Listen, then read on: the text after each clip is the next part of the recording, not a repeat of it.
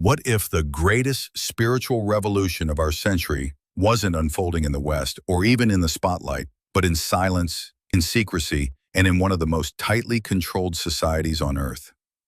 What if, behind walls of censorship and surveillance, a faith long thought foreign is quietly taking root, burning steadily like a candle hidden in the wind? While much of the world looks to China for its economic might and political influence, few notice a deeper transformation underway: the unexpected and powerful resurgence of Catholicism. It is not growing through mass campaigns or government support. It is flourishing in whispers, in classrooms and kitchens, in secret chapels and remote villages. In a country where belief often comes at a cost, Catholicism is not merely surviving, it is thriving. This is not a story about numbers. It is a story about souls, about professors who find Christ in Gregorian chant, about farmers who pass the rosary to their children by moonlight, about a new generation quietly choosing faith over fear. To understand why Catholicism is booming in China, we must look beyond the headlines, into the shadows, into the silence, and into the hearts of those who have chosen to believe when belief is hardest. This is their story. This is the story of a church that refuses to die.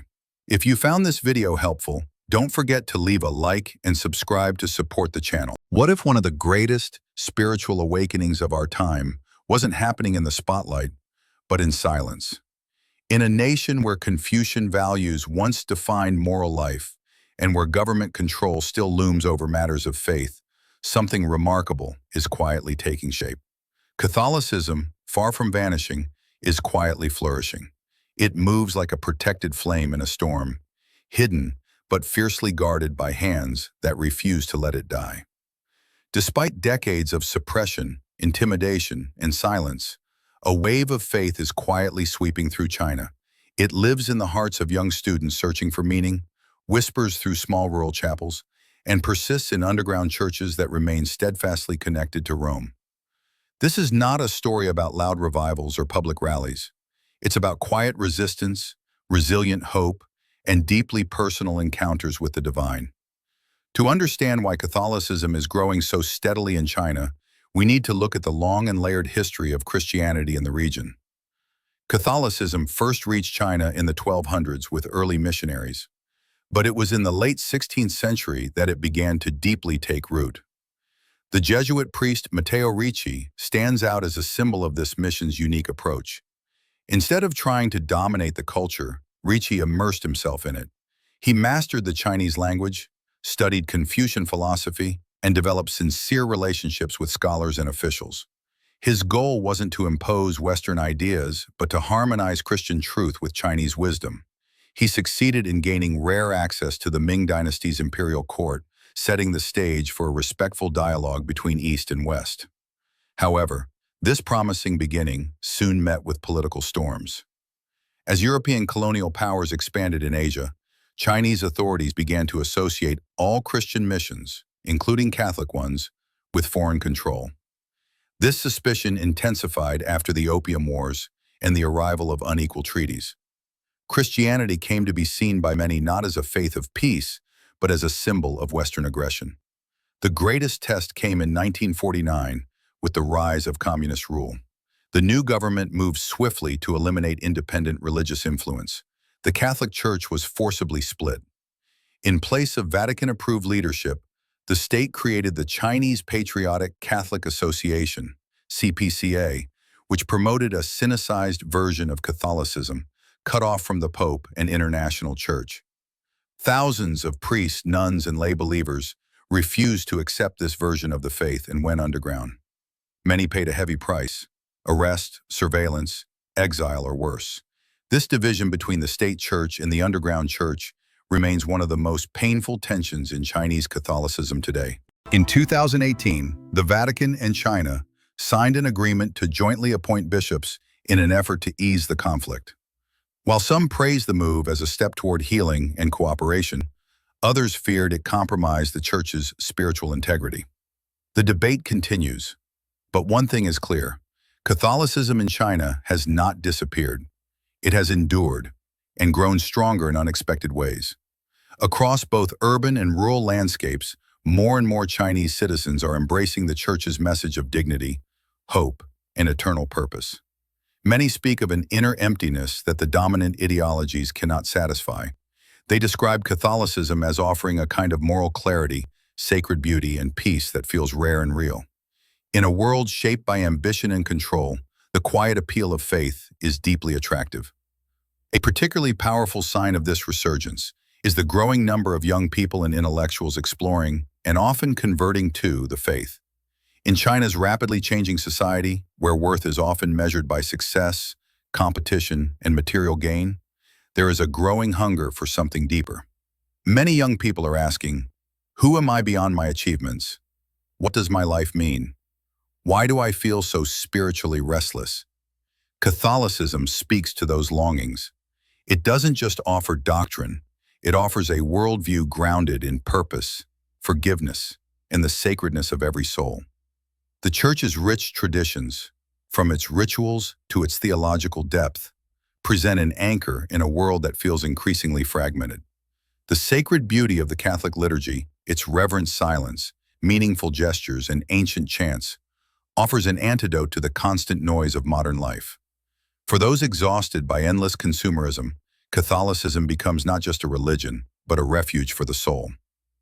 Even in a society where religious expression is limited, Catholic schools and learning centers, though few, play an outsized role in awakening spiritual curiosity.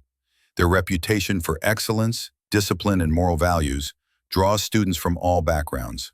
Many who begin with simple curiosity end up experiencing a deep spiritual transformation. For intellectuals, scientists, writers, teachers, and artists, the Church offers more than faith. It offers a robust intellectual tradition stretching from St. Augustine to St. Thomas Aquinas to St. John Paul II. This tradition bridges reason and belief, conscience and logic, inspiring those who once thought religion and intellect couldn't coexist. In fact, it is this very synthesis that attracts so many thinkers. A way to believe that does not bypass the mind, but fulfills it. This movement is not about mass conversions or public campaigns. It unfolds in private conversations, quiet readings, moments of prayer, and personal witness. It is not loud, but it is real, and it is growing. In the next section, we'll explore the deeply personal testimonies of conversion. Stories that reveal how curiosity leads to conviction and how ordinary lives in modern China are being quietly transformed by the extraordinary power of faith. He didn't find the Church through lectures or theological arguments, but through beauty. A professor immersed in classical music stumbled upon Gregorian chant almost by accident. The solemn, haunting tones echoed through his soul in a way that academic theories never could. Something ancient and holy resonated within him, an awakening that no textbook had sparked. Drawn by this inexplicable pull, he turned to the writings of the early Church and soon found himself lost in the Confessions of St. Augustine. Each page revealed a kindred spirit, someone who, centuries earlier, had wrestled with the same restlessness and thirst for meaning. What began as an intellectual curiosity quickly became a spiritual encounter that changed the course of his life. Far from the bustling cities, in the quiet countryside, a modest family was struggling through personal hardship. During their lowest point, they crossed paths with a discreet underground priest whose compassion spoke louder than sermons. Without fanfare or formal ceremony, the priest baptized their child in secret, an act of courage and mercy that touched the deepest corners of their hearts.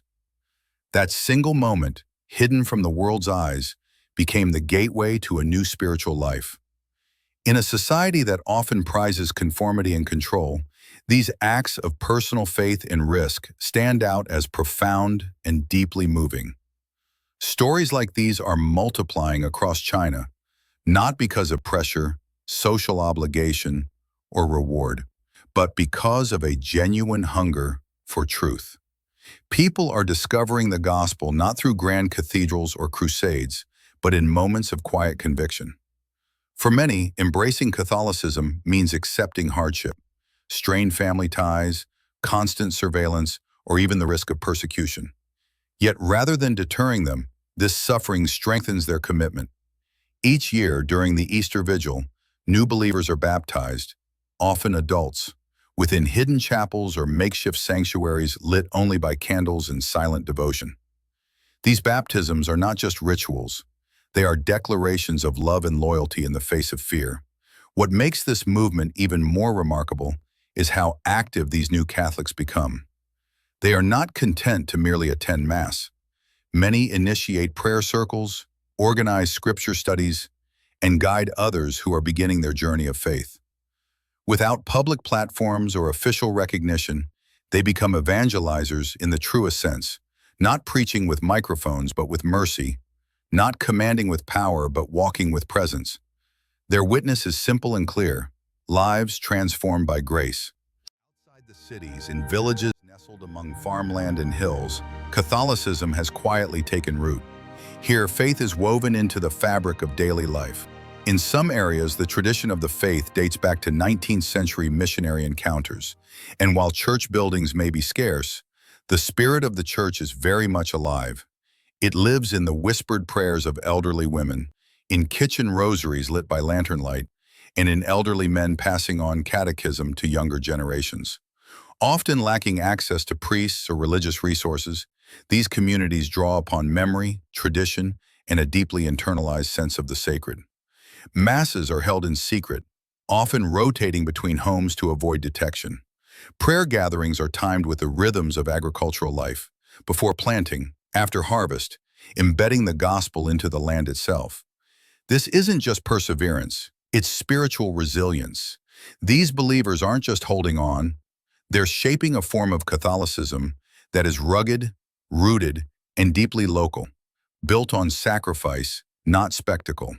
Equally powerful is the growing embrace of Catholicism among China's ethnic minorities, such as the Miao, Yi, and Mongol peoples.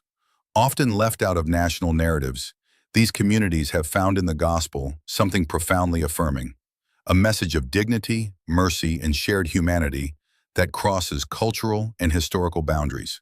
Through pastoral outreach, translation efforts, and the patient testimony of local believers, Christianity has slowly woven itself into the traditions of these groups.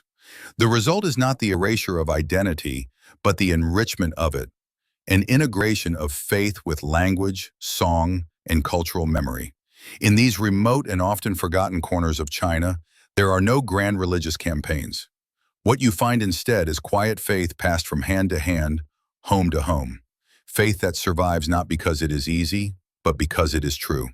Even under a heavy hand of state surveillance, with laws that limit public gatherings and technology that censors religious content, Chinese Catholics continue to adapt and flourish. In urban areas where scrutiny is most intense, small groups of lay believers gather in apartments, coffee shops, or online forums to read scripture, pray, and support one another. These meetings are spiritual lifelines. They preserve not just Catholic teaching, but the profound sense of communion that binds the global church. Meanwhile, in the countryside, long-standing communal ties provide a different kind of strength. Entire villages might gather in secret for midnight liturgies or rotate masses among homes to avoid detection.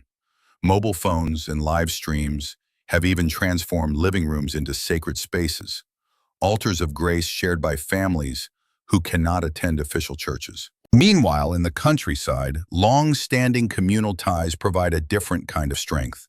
Entire villages might gather in secret for midnight liturgies or rotate masses among homes to avoid detection. Mobile phones and live streams have even transformed living rooms into sacred spaces, altars of grace shared by families who cannot attend official churches, live out their faith beyond worship.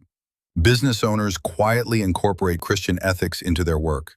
Local groups offer acts of charity or help others in need without drawing attention. Their evangelization is subtle but consistent, acts of kindness, integrity, and love that ripple through society.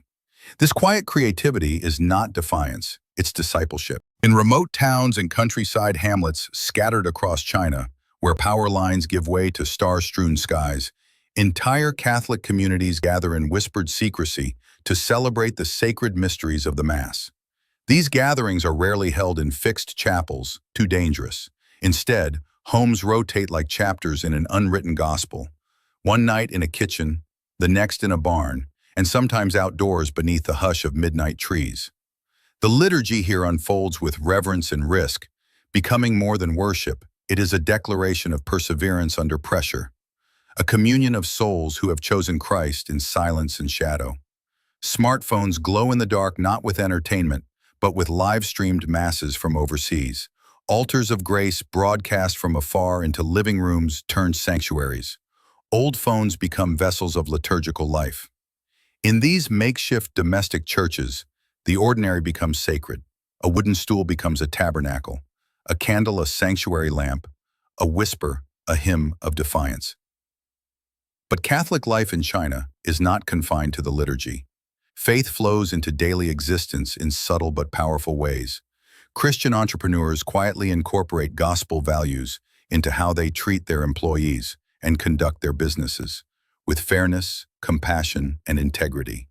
Across cities and provinces, lay movements operate like spiritual underground railways, offering acts of mercy, organizing charitable outreach, mentoring the young, and caring for the elderly, all without drawing unwanted attention.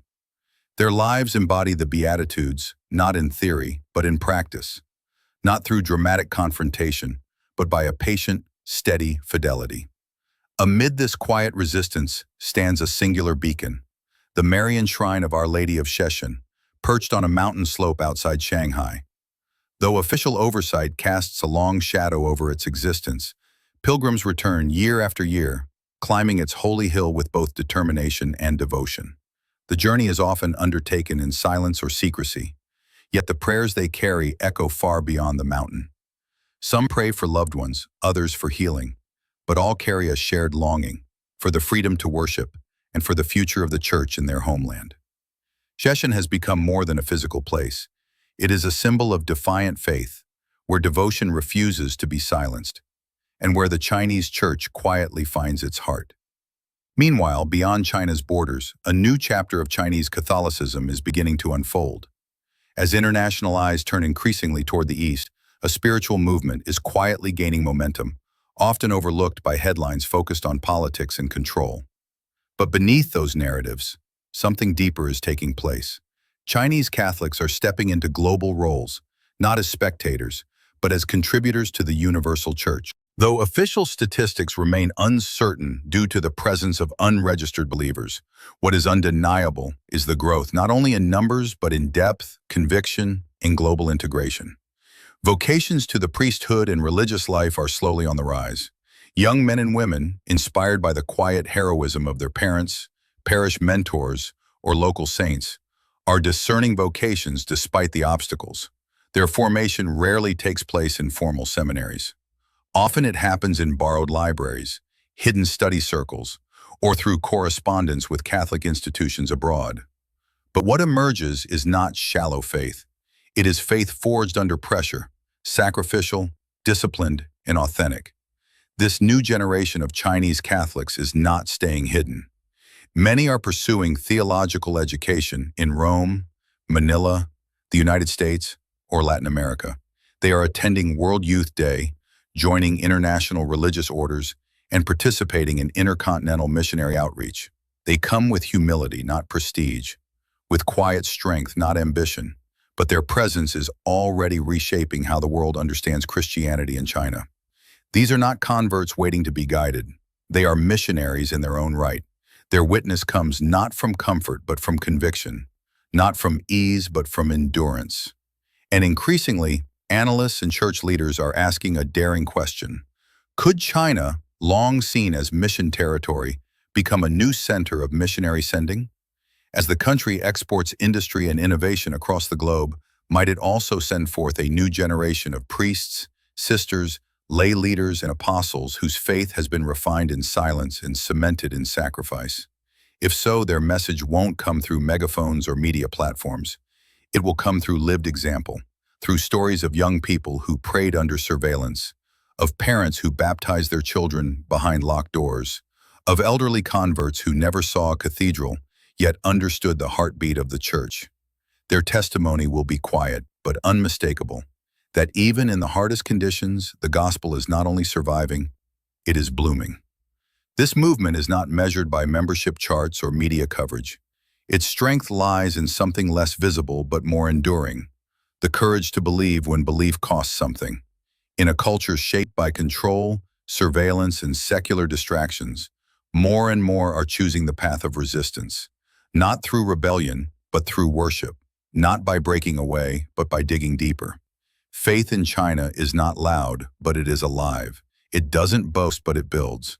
And behind each act of devotion lies a simple but revolutionary decision: to choose Christ, to walk with the Church, and to trust that in every corner of the world, even in hidden places, grace is still at work. In a society that often rewards obedience and uniformity, a quiet revolution is unfolding.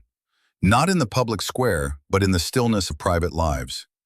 It is a revolution not marked by slogans or protests, but by devotion, by a decision to live for something eternal, to surrender to someone greater than self. And though it is hidden from view, its roots are deep and spreading. You see it in the humble gestures that go unnoticed by the world. An elderly grandmother, her hands worn by time, gently places a rosary into the palms of her grandchild, transferring not just beads, but a lifeline of faith. In the solitude of a university office, a professor with decades of academic accolades leans in close over the texts of Aquinas, drawn not by duty, but by hunger for truth. In a candlelit cellar, a small group of young believers kneel before the Eucharist, eyes brimming with tears, hearts burning with something they cannot fully explain, only feel. These are not random moments. They are part of a larger, quieter tapestry being woven across China. If you found this video helpful, don't forget to leave a like and subscribe to support the channel. This movement does not seek headlines.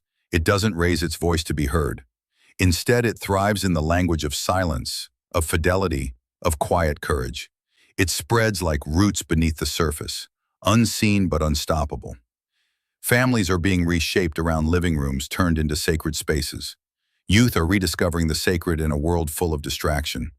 Entire communities are being formed not around ideology, but around shared hope, mutual suffering, and trust in something bigger than themselves. It is not an easy faith. It is forged in hardship and tested by fire. But perhaps that is what makes it so unshakable.